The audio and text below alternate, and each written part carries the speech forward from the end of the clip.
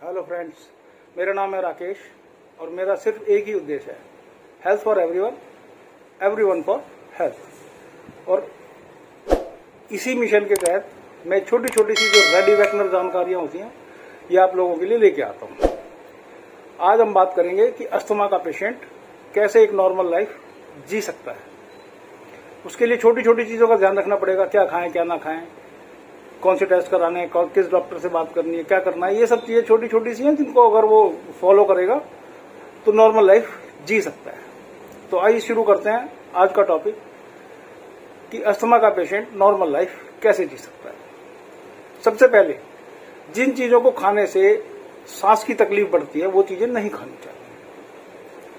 कई बार क्या होता है, डॉक्टर हमें ठंडी चीजें खाने के लिए मना कर देता है और हम ऐसा समझ बैठते हैं कि हमें ठंडी चीजों से एलर्जी है और बाकी सब खा सकते हैं, लेकिन ऐसा नहीं है। जंक फूड, कोल्ड ड्रिंक, ये सब चीजें भी नुकसान देती हैं, तो ये इनसे हमें परहेज रखना चाहिए। दूसरी छोटी सी बात, बार बार नहीं खाना चाहिए। उससे क्या होता है, छाती के ऊपर दबाव पड़ता है, वो भी प्रॉब्लम क्रिएट करता है। रात को हल्का खाना खाना चाहिए और सोने से 2 घंटे पहले खाना खा लेना चाहिए। थोड़ा सा टहलना चाहिए। ये छोटी छोटी सी चीजें हैं जो आदमी को ध्यान रख के कर सकता है। अब बात करते हैं कि हमें क्या खाना चाहिए, अस्थमा के मरीज के लिए क्या चीजें लाभदायक हैं उसके बारे में। हमें अंगूर, अनानास, कीवी, संतरे, नींबू, टमाटर आदि का सेवन करना चाहिए, क्योंकि ये विटामिन सी से भरपूर होते हैं और सांस लेते वक्त शरीर को ऑक्सीजन देने और फेफड़ों से जो विषाक्त पदार्थ होते हैं उनको निकाल के बाहर करते हैं। दूसरी चीज हमारी बॉडी के लिए जो जरूरत होती है वो होती है फॉलिक एसिड की। हमारी बॉडी फोलेट को फॉलिक एसिड में कन्वर्ट करती है और फोलेट हमारे फेफड़ों में जो कैंसर पैदा करने वाले तत्व होते हैं उनको मिटाता है। हमें मिलती है पालक, मसूर की दाल, शतावरी, चुकंदर, ब्रोकली आदि से। तो ऐसी चीजों का हमें सेवन करना चाहिए। तीसरी चीज आती है फैटी एसिड ओमेगा 3। हमें मिलता है मेवों से, अलसी के बीज से। अगर नॉन वेजिटेरियन है तो मछली वगैरह खाने से मिलता है। फैटी एसिड ओमेगा 3 हमारे फेफड़ों के लिए बहुत फायदेमंद है और सांस की तकलीफ और घबराहट के लक्षणों को दूर करता है। और हमें खानी चाहिए बेरीज। बेरीज बाजार में बहुत इजीली अवेलेबल है। बेरीज में एंटीऑक्सीडेंट होते हैं। ये कैंसर से बचाने के लिए हमारे फेफड़ों से कार्सिनोजन को हटाते हैं। लहसुन हमारे लिए बहुत फायदेमंद होता है। अगर आपकी अस्थमा का पेशेंट है तो उसके लहसुन बहुत फायदेमंद है। लहसुन में एल्सिन तत्व होते हैं जो हमारे फेफड़ों से फ्री रेडिकल्स को दूर करने का काम करते हैं। लहसुन सूजन भी कम करता है और इन्फेक्शन से भी लड़ता है। इसके अलावा हमें गाजर, शकरकंद, टमाटर, पत्तेदार सब्जियां ज्यादा खानी चाहिए, क्योंकि ये कैरोटीनॉइड ऑक्सीडेंट की जरूरत को पूरा करती है जो अस्थमा के दौरों से राहत पहुंचाता है। ये तो सब वो चीजें थी जो हमें खानी चाहिए।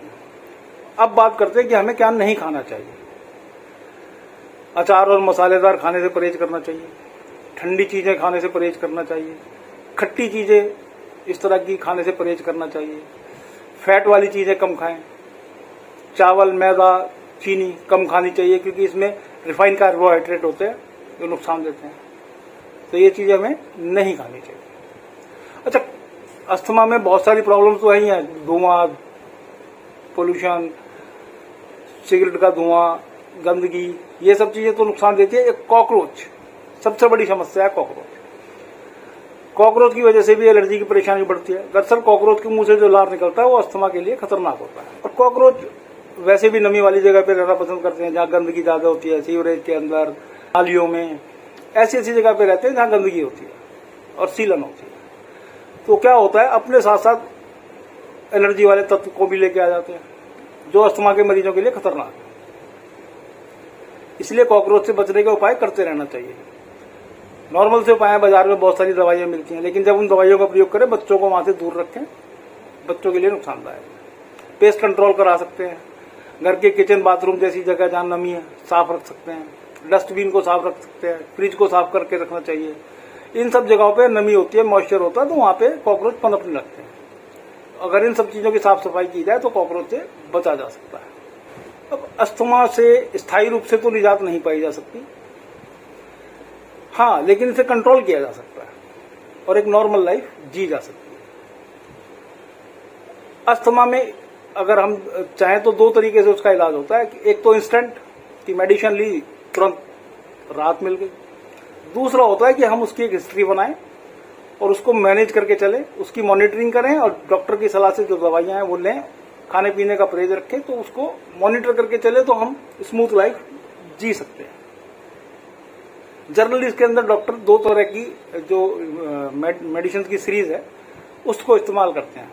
एक होती है एंटी इन्फ्लामेटरी, दूसरी होती है ब्रोंकोडायलेटर। एंटी इन्फ्लामेटरी क्या है? Anti inflammatory is the property of a substance of treatment that reduce inflammation और स्वेलिंग। इसका मतलब है कि एंटी इन्फ्लामेटरी जो है वो सूजन या जलन को कम करने और सांस की नली में कफ को कम करती है और सूजन को कम करती है। और दूसरी जो होती है वो होती है ब्रोंकोडायलेटर।